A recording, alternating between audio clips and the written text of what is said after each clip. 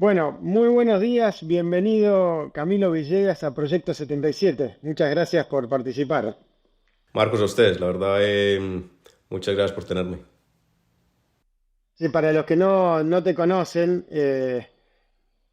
hay dos cosas que todos me dijeron de ti. Uno, que sos uno de los más grandes golfistas latinoamericanos, un gran campeón de golf que ha tenido una carrera muy impresionante en el PGA Tour en Estados Unidos.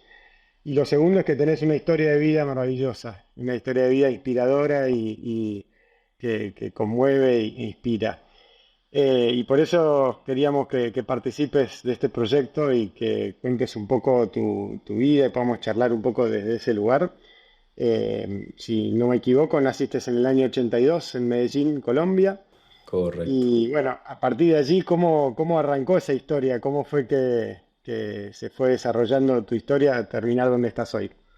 Sí, no, es increíble. Mirar atrás es algo bonito. La verdad es que el tiempo se pasa muy rápido, pero vamos creando experiencias y le vamos dando color a esta vida que da tantas vueltas en realidad. Tuve la oportunidad de crecer en Medellín, Colombia, una ciudad increíble, unos padres increíbles, trabajadores ordenados, amorosos, que siempre me apoyaron.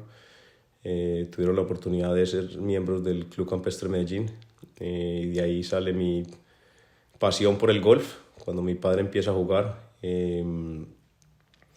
y se va yendo desde los años 6, desde que tenía 6 7 años, 8 años, empiezo a jugar torneos infantiles y vuelvo a la casa con un trofeito, de modo que cada que llega uno con ese trofeo, quieres otro y otro y otro y empieza a salir esa, ¿cómo se dice? Eh, esa candela, esa llama de querer y estar ahí en esa posición, de tener la presión, de tener esa competencia, de ir por un propósito, de prepararse para lograr lo que uno quiere. Empiezo a representar a Colombia desde que tengo 12 años, jugando torneos internacionales. Entre ellos tengo la oportunidad de ir a Argentina muchas veces. Siempre lo disfruté, la verdad jugué grandes campos, tengo grandes amigos en Argentina. Y bueno, ahora que seguro hablaremos de ella, una conexión mucho más especial que es con Pepa Campra, que es mi actual profesor de golf, el cual me ayudó mucho el año pasado. Eh, Jugamos torneos suramericanos, prejuveniles, juveniles, copas del mundo, etcétera, etcétera. Tengo la oportunidad de ganar muchos torneos en Colombia, en Sudamérica, y llega una decisión importante en mi vida, que es qué quiero hacer, dónde quiero estudiar. De ahí viene el apoyo de mis padres, eh, donde tenía varias ofertas, varias de ellas un poco más en el norte, en Estados Unidos. Viniendo de Colombia, obviamente no sabemos lo que es el frío. Termino yéndome para la Universidad de la Florida, donde sabía que iba a poder jugar y competir durante todo el año. Una gran decisión. Llego allá, mi primer año ganamos NCAA, aprendo muchísimo de mis compañeros, aprendo muchísimo del staff, de la parte de alimentación, de la parte de física y sobre todo de mi coach, Barry Alexander. Un gran jugador, una gran persona, muy estructurado. Se alineaba mucho como con la forma que yo afrontaba mi vida, mis cosas y bueno, después me graduó, porque siempre me quise graduar, siempre le pregunté a mis padres que era una prioridad para mí, más que para ellos, para mí, pero sé que ellos también fueron muy contentos cuando me graduó como administrador de empresas. Y de ahí empieza esta aventura del golf profesional, donde juego 10 torneos del PGA Tour el primer año en el 2004, juego una temporada completa en el 2005 en el Korn Ferry Tour, en ese entonces Nationwide Tour, hoy Korn Ferry Tour. Termino de 13, cojo mi tarjeta del PGA Tour y bueno, ya vamos casi para 20 años en el PGA Tour, de modo que ha sido una carrera bonita, con altos, con bajos, como todos en los deportes, pero con experiencias bacanas en lo personal, difíciles en lo personal, etcétera, etcétera. Como te dije, la vida da demasiadas vueltas, pero bueno, creo que se han hecho las cosas bien y lo más importante de todo es que se ha disfrutado el proceso. Yo creo que en un mundo donde a veces nos enfocamos demasiado en los resultados, perdemos ese amor por el proceso y por las cosas que nos llevan a llegar a los resultados. Entonces siempre me he enfocado en disfrutar lo que hago cada día, cada mañana. Y bueno, una vez más, la victoria del año pasado fue una victoria especial, fue una victoria importante, fue una victoria que le sigue dando años a esta aventura golfística y la verdad muy contento de lo que viene en estos próximos años. ¿Cuánto te define lo que haces? ¿No? Una pregunta que siempre hacemos acá es cuánto uno es lo que hace y cuánto es uno en sí mismo, ¿no? Lo que uno es. Habiendo arrancado tan chico, ¿qué implica el golf para vos en tu identidad y en tu vida? Es una muy buena pregunta porque en un mundo tan grande, tan poderoso, si pensamos en nosotros mismos como individuos, en realidad somos tan pequeños en este planeta.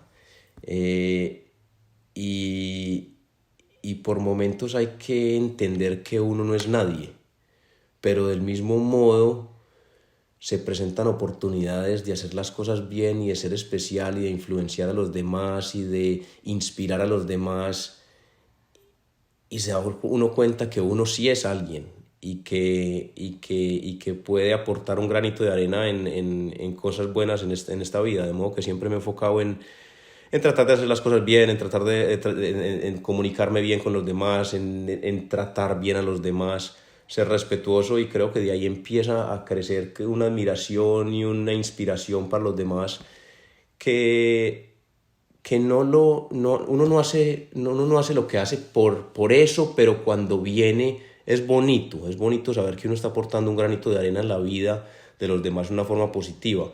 Entonces yo creo que he sido muy afortunado de poder, no sé si escoger, porque yo no sé si en la vida uno escoge tanto, sino que las cosas se van dando, y de meterme en este mundo del deporte, en este mundo del golf, eh, y de alguna forma definir que Camilo Villegas es golf, pero también vienen otras cosas. Ahorita vamos a hablar de mi vida personal y lo que pasó, lo que ha pasado en mi familia y cómo salimos y cómo creamos otras cosas como la Fundación Mías Miracles. Pero le va dando una forma. Uno es como, ay, ¿cómo te digo? Uno es como una escultura que le vamos dando forma con los años, porque es una vida que va cambiando, que va evolucionando y con ella va evolucionando uno también. Una cuestión que hemos hablado acá con varios deportistas de muy alto nivel, pero todos de deporte en equipo, ¿no? De distintas experiencias. ¿En qué punto el deporte individual como el golf tensiona con esto que decís, ¿no? ¿En qué punto necesitas creértela? O sea, algunos tenistas me decían esto de que el narcisismo es muy importante en un deporte individual porque estás solo ahí al final del día, ¿no? ¿Cómo fue en tu caso? ¿Cómo lo viviste? Yo creo que la palabra egoísmo es muy poderosa, tanto para el lado positivo como para el lado negativo. Y yo creo que cuando eres un deportista en un ámbito individual, tienes que ser egoísta. Quizás podemos cambiar la palabra egoísmo por quererte a ti mismo, por enfocarte en ti mismo, porque eres lo más importante para que este motor ruede, para que este motor funcione. Entonces hay que entender que tienes que estar bien contigo mismo, uno, para poder lograr lo que quieres y dos, para poder estar como más en sintonía con los demás. Entonces a veces los deportes individuales, la gente se puede tildar un poco como egoísta, pero hay que entender que es una parte importante en la ecuación para que las cosas funcionen. Entonces, claro, hay que creérsela, hay que tener esa confianza, hay que enfocarse en el tiempo de uno. Cuando vas a tener los deportes en equipo, muchas veces tenés un jefe que te está diciendo ni tenemos prácticas hoy, mañana, te van estructurando lo que tienes que hacer. Cuando eres un deporte individual, tú eres tu propio jefe. Entonces, desde ese punto de vista, ahí empieza el egoísmo. Tú eres tu propio jefe. ¿Cómo vamos a poner a rodar este negocio, esta pasión en la dirección correcta? Y obviamente ser estructurado y creérsela es algo muy importante. En tu caso, sos muy conocido por tu constancia y tu preparación física, digamos, y todo lo que ha sido esa dimensión. En el plano mental, ¿qué herramientas te han servido? O sea, ¿haces terapia, meditación? ¿Tenés un equipo que te ayuda con eso? ¿Cómo es un poco tu relación con tu mente? Sí, claro, hablando de la parte física, eh, ha sido algo muy importante en mi carrera. Creo que se abrieron las puertas cuando llegué a la Universidad de la Florida. Cuando llego a la Universidad de la Florida y peso 138 libras, que son, ¿cuántos kilos? 138, 60, aproximadamente 62 kilos o algo así. Y soy uno de los pegadores más cortos de la universidad. Me doy cuenta que algo tengo que cambiar si quiero jugar golf profesional. Entonces, cuando termino, 4 años más tarde, peso 160 libras, que son aproximadamente 73 kilos. O sea que he subido 10 kilos de músculo, estoy más flexible, me estoy alimentando mejor, me estoy sintiendo mejor, cambio, ya dejo de tomar gaseosas, soy un poco más consciente y empiezo más en sintonía con mi cuerpo y veo los resultados. Cuando termino la universidad soy uno de los pegadores más largos y convierto esto en un estilo de vida, en la parte física, de modo que la gente me pregunta, muchas preguntas me hacen. Ayer estaba en un almuerzo con un señor de 70 años, estaba muy en forma el tipo y me preguntaba eh, por la alimentación, por los entrenamientos, por todo esto, un tipo muy curioso. Y yo le digo que yo no lo hago por el golf, yo lo hago por estilo de vida. Yo creo que mover el cuerpo, ser flexible, estar activo, tener buena masa muscular, alimentarse bien, dormir bien, es clave en poder disfrutar la vida, no solamente a esta edad, sino cuando nos volvemos mayores. En cuanto a la parte mental, es una pregunta muy buena porque es más difícil, es mucho más difícil. La parte mental también ha ido evolucionando. Ahora estoy trabajando con un chileno que se llama Eugenio Lizama, el cual me ha ayudado mucho. ¿Por qué? Porque durante todos mis años he tenido, digamos, los psicólogos deportivos convencionales y llega un punto en que ya no sabemos casi toda la información. Obviamente yo te puedo decir qué tengo que pensar en la cancha de golf y qué no debo pensar, que debo ser positivo, que debo ser alegre, que todas estas cosas que se empiezan a volver como clichés y, y dejan de funcionar. Pero en todo este proceso he trabajado con ellos. Llega un punto en donde el deportista que lleva muchos años en el tour tiene la experiencia, pero también tiene, ay, ¿cómo lo digo? Cuando uno se aporrea y tiene su raspón, entonces vas generando raspones a medida de tu carrera, vas llegando a ciertos tees en ciertos torneos y se te viene lo negativo y empezás como tenés tus puñaladitas en tu carrera. Entonces, Desde los miedos, digamos. exacto, los miedos también, que todos los tenemos. Estaba viendo una entrevista de 60 Minutes de Novak Djokovic, donde habla un poquito de los miedos y la estaba viendo con mi señora y yo le decía, es que eso es exactamente lo que nos pasa a todos. La gente cree que Novak es perfecto y está tan tranquilo y todo, pero no, él está batallando. Él hablaba también de su parte mental ahí y va muy en línea con lo que estamos haciendo últimamente.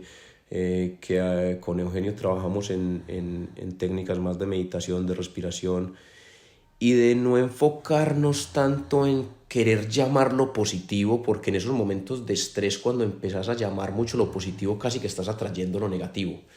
Entonces te paras llegas al hoyo 3 4, tenés un pot de 5 6 pies, se te mete en la cabeza algo negativo y que lo vas a fallar. Entonces querés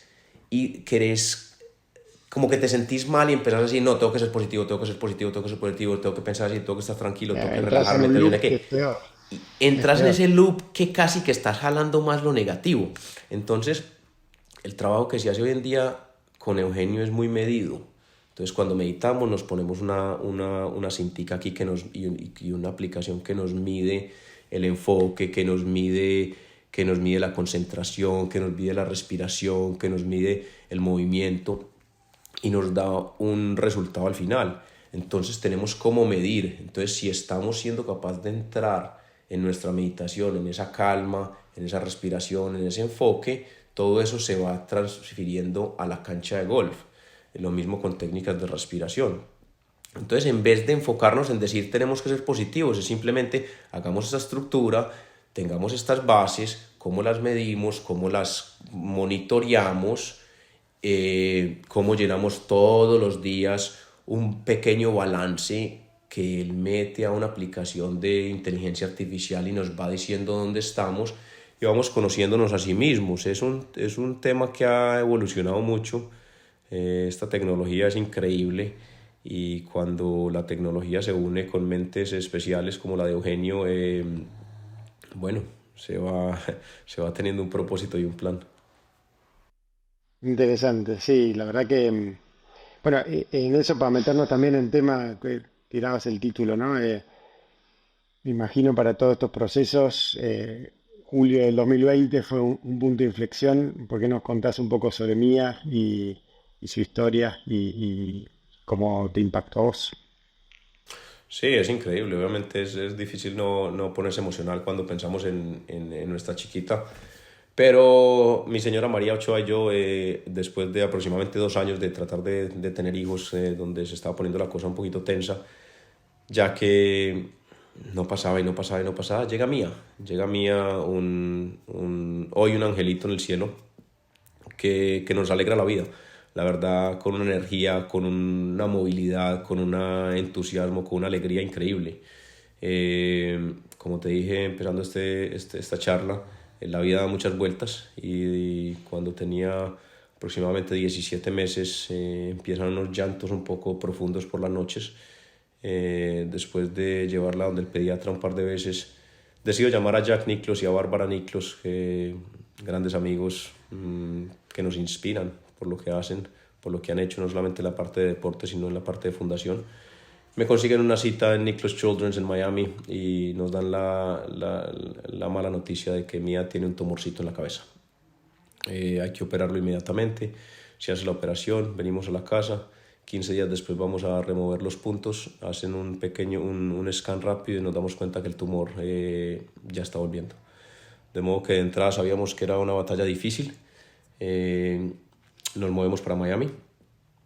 5 meses muy duros viendo todo lo que pasa en un hospital, pero al mismo tiempo muy agradecidos con la energía que el Miami Nicklaus Children's Hospital y todo su staff nos brindaba día a día. Empezamos a establecer unas relaciones increíbles.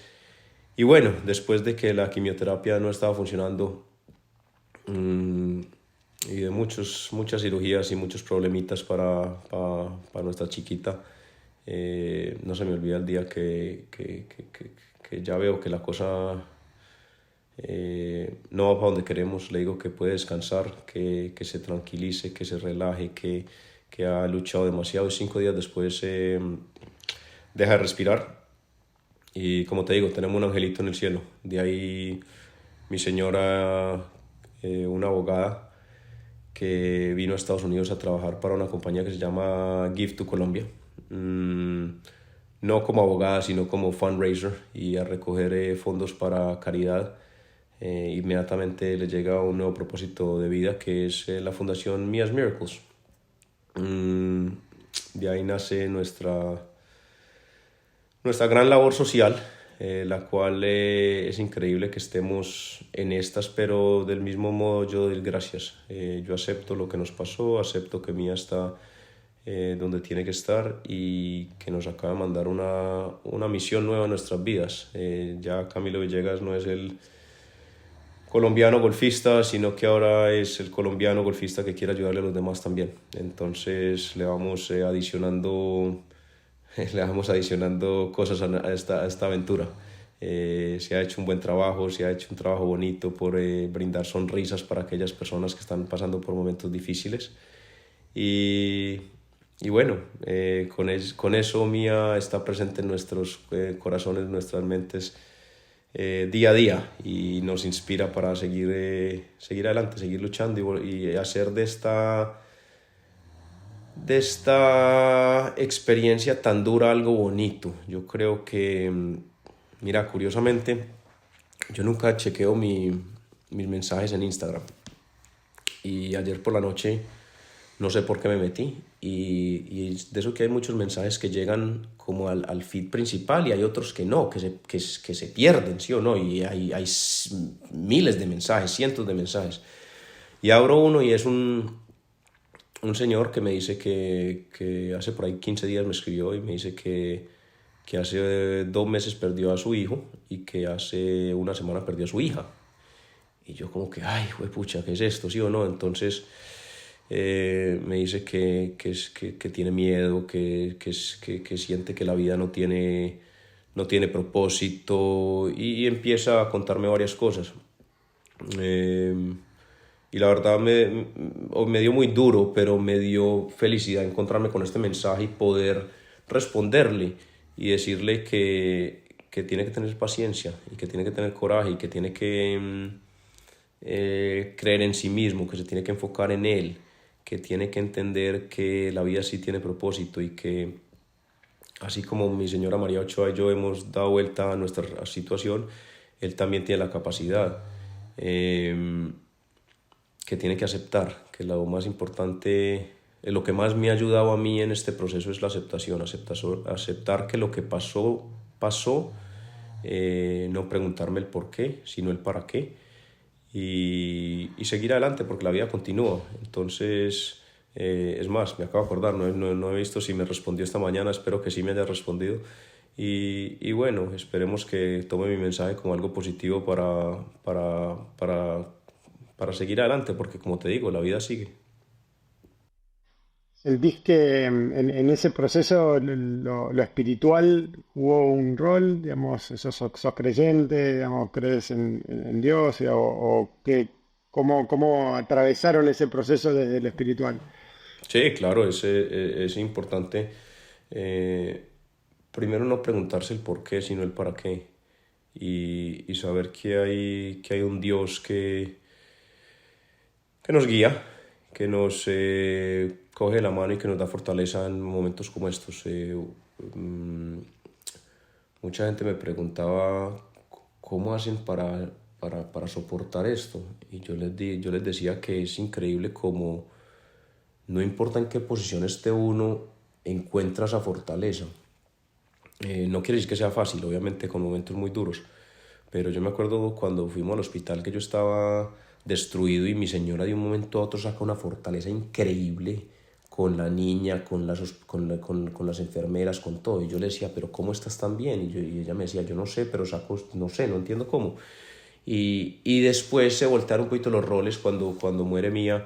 Mi señora está más destruida y yo saco otra fortaleza como de seguir adelante y bueno, ahí nos vamos complementando. Claro que ese duelo es difícil, vivir el duelo como pareja no es fácil porque todo el mundo vive el duelo de formas diferentes, a ritmos diferentes, lo cual genera también cosas difíciles en las relaciones, ya que a una persona se le hace casi que increíble ciertas acciones del otro y viceversa. Eh, y es increíble, pero bueno, creo que después de varios altos y bajos, porque hay que ser realista, hubo altos y bajos en mi relación, creo que hemos logrado algo muy bacano, algo muy bonito y bueno, ahora tenemos a nuestro hijo Mateo, que acaba de cumplir 2 años, que es un loco, que nos ha traído una nueva alegría en la vida. Y, pero sí, hay que afrontar ese proceso desde un punto de vista espiritual, desde un punto de vista de amor, desde un punto de vista de aceptación y de entender que hay un Dios que le sigue mandando a uno esa fortaleza. Al principio hablabas de cómo de alguna manera ese camino te había mostrado que esa fama que habías producido, que esa relevancia, ¿no? Podía tener un propósito distinto. ¿Qué te, no que cambió, sino cómo cambió tu perspectiva antes que pasara esto sobre el rol del deportista exitoso en relación a la sociedad, ¿no? Y la relación con la fama en sí misma, ¿no? Me imagino que esa tensión que hemos hablado con todos acá de un poco tener que creérsela y la fama y las revistas y los premios, eh, en muchos casos he encontrado que que por ahí le cuesta después traducir eso en algo de impacto positivo, ¿no? Y hoy lo están haciendo con la fundación, pero también con el testimonio, ¿no? Y mostrás como un camino para mucha gente que tiene una escucha de parte de la sociedad de lo que puede aportar. ¿Cómo fue tu mirada cambiando a partir de los años con eso?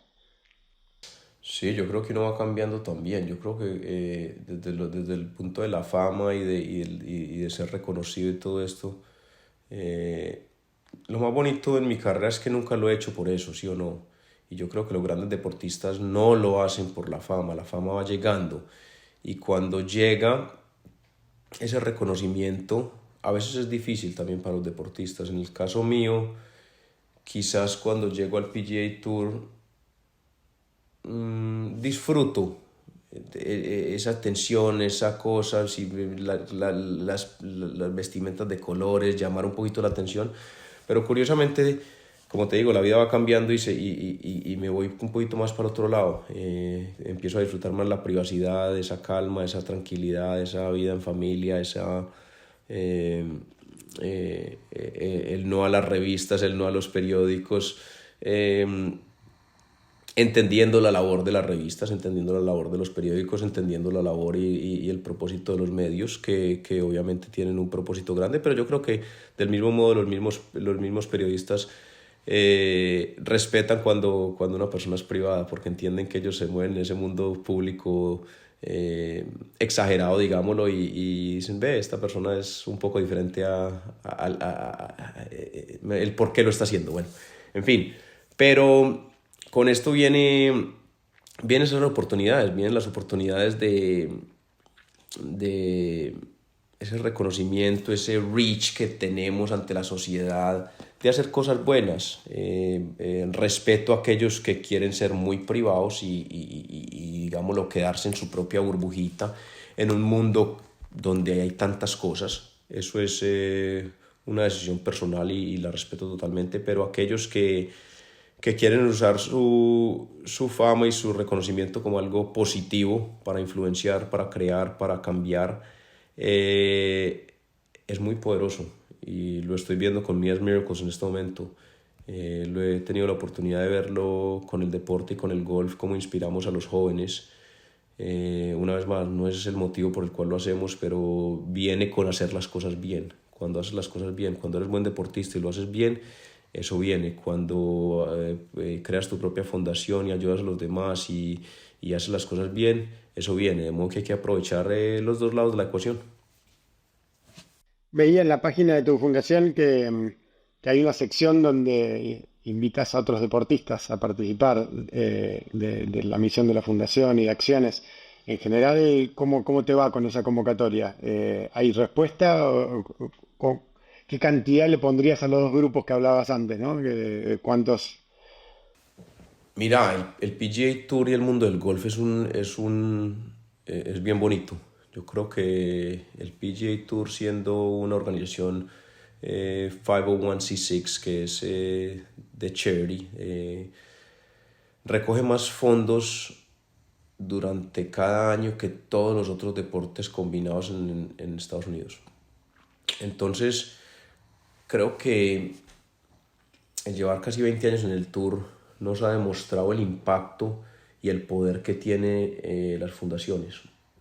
De modo que los jugadores entienden. No solamente el PGA Tour, sino hay jugadores que tienen sus propias fundaciones, como el caso nuestro. Y, y he sido muy afortunado de tener una gran acogida, un cariño y respeto de mis compatriotas, no compatriotas, perdón, de los jugadores, sí, de los otros jugadores en el Tour. Eh, Obviamente es una historia que impacta, obviamente es una historia que se vivió en el PGA Tour y que todos estos jugadores quieren apoyar.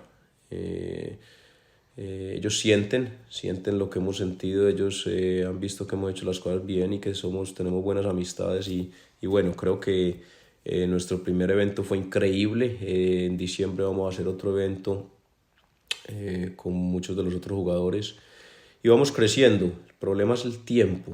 Lo más difícil en nuestras vidas es el tiempo. ¿Por qué? Porque el itinerario se va llenando y queremos hacer, yo quisiera que los días tuvieran más horas y que los años tuvieran más días para poder hacer más cosas, pero hay que tener en cuenta que el tiempo es difícil y yo he sido muy afortunado de que aquellos amigos me han querido ayudar. Hablando del tiempo, ¿cómo te impacta el posible retiro? Digamos, en algún momento va a llegar un retiro. Hablando con varios deportistas, surgía esta imagen casi de una doble muerte, ¿no? De cómo el deportista al dejar la actividad deja una parte de sí mismo y se tiene que reinventar o no lo puede hacer. ¿Cómo es en tu caso? ¿Es un fantasma o es algo que es más natural? Yo creo que aquel deportista que diga que no le tiene miedo al retiro está diciendo mentiras. Mm, Porque es un cambio drástico en la vida y todo cambio drástico es difícil. Eh, el año pasado yo venía jugando muy regular, la verdad. Hice televisión una semana.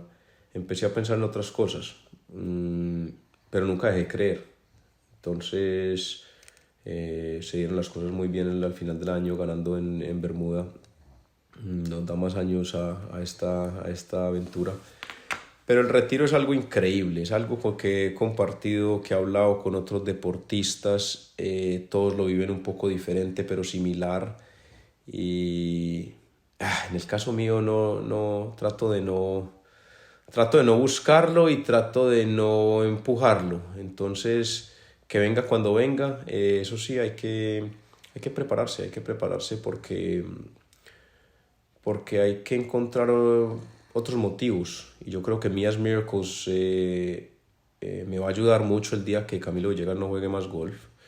Pero no solamente puede ser Mia's Miracles, tienen que venir otras cosas. Entonces ahí vamos trabajando paso a paso para tener el día que llegue cuando llegue, pero que el cambio no sea demasiado drástico. Ah, sí, un poco me acordaba de lo que decías al principio de ese primer torneo que ganaste y esa primer copa y esa adrenalina. Pablito Aimar, el gran futbolista argentino y integrante del cuerpo técnico, me decía en el episodio, si a eso que tuviste ahí lo buscas toda la vida, ese gol, ese campeonato, esa situación, ¿no? Y creo que en todas las disciplinas pasa algo parecido, ¿no? El fondo del desafío es, volvemos a esto que hablábamos antes del ser y el hacer, ¿no? Cómo encontrar algo más superador en el fondo, ¿no? Cómo crecer a ser superador, pero me imagino que no es fácil. Una pregunta que me intrigaba con respecto al golf tiene que ver con la naturaleza, ¿no? O sea, el tema de la conexión con la naturaleza para mí es un tema súper interesante y que hemos charlado con muchos. Probablemente ningún deporte está tan en contacto con el ámbito natural o uno de los que más es el golf, ¿no? ¿Qué implica para vos eso y ese espacio de conexión en la cancha y con la naturaleza? Yo creo que es energía y vida. Soy muy afortunado de que mi oficina queda al aire libre. Mi oficina queda en los campos verdes de golf. Eh, Me parece que, por ejemplo, el contacto con el sol y la luz es importante en nuestras vidas. Ya hablando un poquito más desde la parte energética, desde la parte de salud. Vivimos un mundo donde la gente está guardada en la oficina, al frente de un computador, eh, estática, tomando café todo el día, comiendo poco saludable.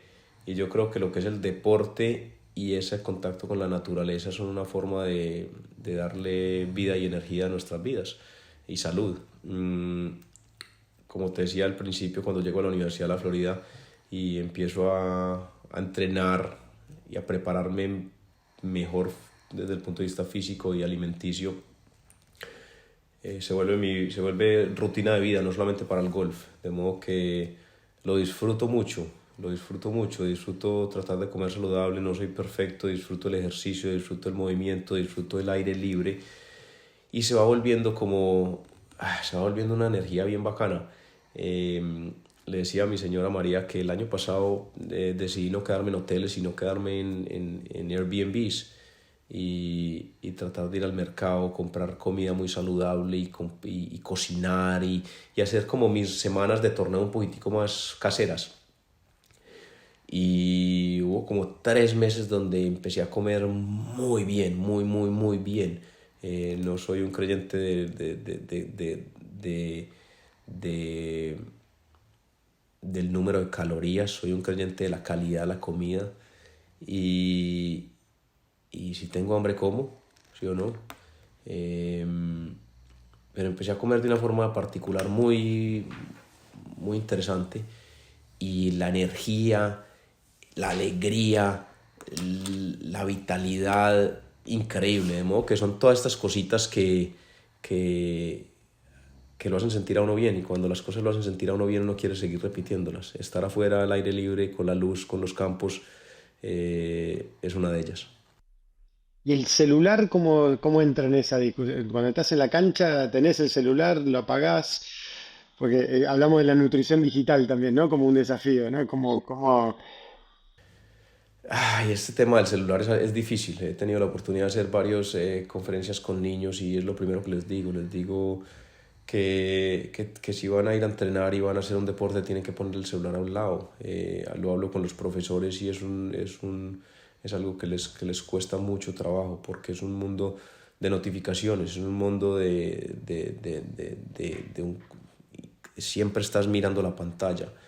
En el caso mío es una relación de amor y odio, de amor porque hace el mundo más fácil en muchas cosas, de odio porque sé el problema que son, la adicción que genera. Yo creo que el decir que uno no es adicto al celular es decir mentiras. Yo creo que todos somos adictos al celular de una u otra manera. Botamos mucho tiempo, botamos energía, nos enfocamos en cosas que no son en los teléfonos.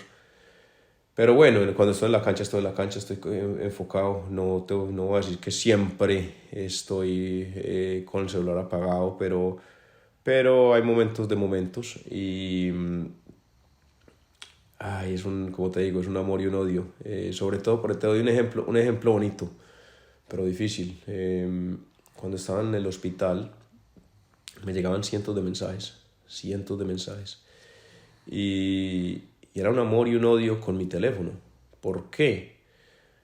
Amor porque yo entendía y valoraba el motivo de los mensajes, la energía de los mensajes, el apoyo de los demás. Y odio porque tenía 300 400 mensajes. Entonces yo quiero estar con mi hija, estar enfocado en lo que es ella, pero quiero responderle a los demás y darles las gracias y decirles que valoro mucho el pensar en nosotros, y se empieza a volver una dualidad difícil. Cuando ganas un torneo de golf, lo mismo, gano en Bermuda. Más importante que mi victoria en Bermuda fue la energía de la gente. La verdad fue algo muy bonito, muy, muy bonito, eh, sincero. El festejo mirando al cielo, Sí, para sí, sí, empezar sí. con Sí, medio pero simbólico. sí, fue una energía de eso que una cosa es cuando ganas y la gente dice, muy bien jugado", y otra cosa es cuando ganas y tú sabes que aquel que estaba viendo el televisor estaba haciendo toda la fuerza posible para que uno ganara. Entonces, esa energía es muy bacana. De esa energía vienen 1500 mensajes en el celular. Entonces, quieres responder todos porque la energía es muy bonita, pero hey, hay otras cosas muy importantes para hacer. Entonces viene ese amor y odio. Es algo que va a traer problemas en nuestras vidas, que está trayendo problemas en nuestras vidas. Y bueno, démosle la fuerza a un ser superior que nos ayude a controlarlo lo mejor posible. Muy bien. Sí, ¿y te gustaría que Mateo sea deportista que se dedica al golf? Mira, es increíble, es un apasionado de los deportes. Desayuna viendo motocross, pide que le pongan fútbol americano. Cuando tiene un segundo, está con su palo de golf, corre por toda la casa, sale a la manga allí en la casa a pegar bolas. Le gusta la bicicleta, todo lo que sea actividad física. De modo que Eh, hay que apoyarlo y que vaya tomando sus decisiones. Yo creo que es fácil que como padre de familia eh, queramos que nuestros hijos sean X o Y o Y, lo que sea, alguna cosa en específica, pero hay que entender que los hijos son prestados. Los hijos eh, creemos que son nuestros, pero en realidad no son nuestros. Ellos tienen su propio camino. Tratamos de guiarlos y que tomen sus decisiones y crezcan como personas. De modo que... pero sí, creo que el deporte a mí me ha traído demasiadas cosas bonitas, demasiadas cosas positivas. Entonces, me encantaría que él hiciera algún deporte, el que él quiera. Y bueno, ya vamos viendo qué pasa.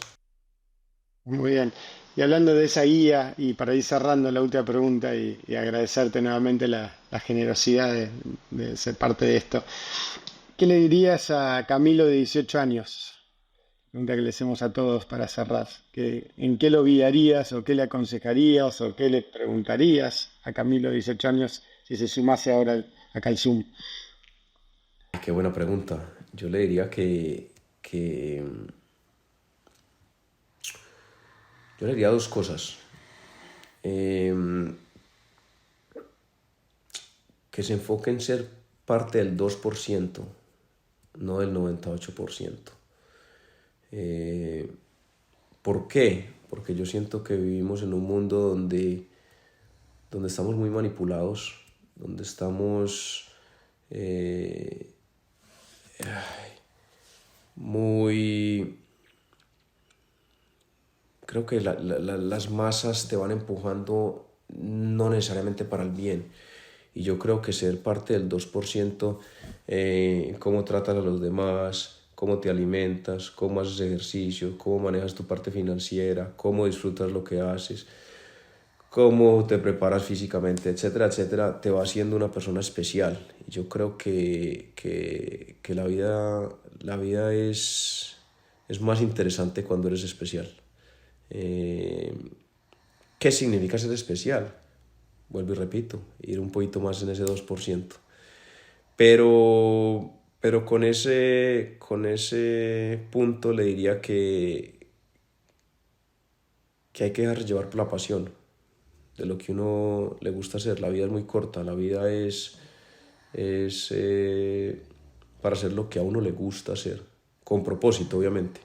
Creo que vivimos en un mundo donde, desafortunadamente, por X o Y motivos, mucha gente no es feliz con lo que hace.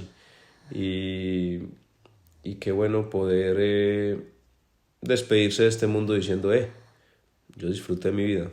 Y para disfrutar la vida hay que hacer algo que a uno le gusta hacer. Amén. Bueno, muchísimas gracias Camilo de vuelta. Gracias por el testimonio y por el trabajo de la fundación y la inspiración que eso genera y el cuidado de esos niños y esas familias que necesitan esa ayuda. Seguro que es algo que genera mucho bien y nada, agradecidos todos por eso. Un abrazo muy grande y lo mejor. Muchas gracias por la invitación y bueno, espero que esta notica inspire a uno que otro por ahí. Un abrazo. Dale, muchas gracias, un Dale. abrazo.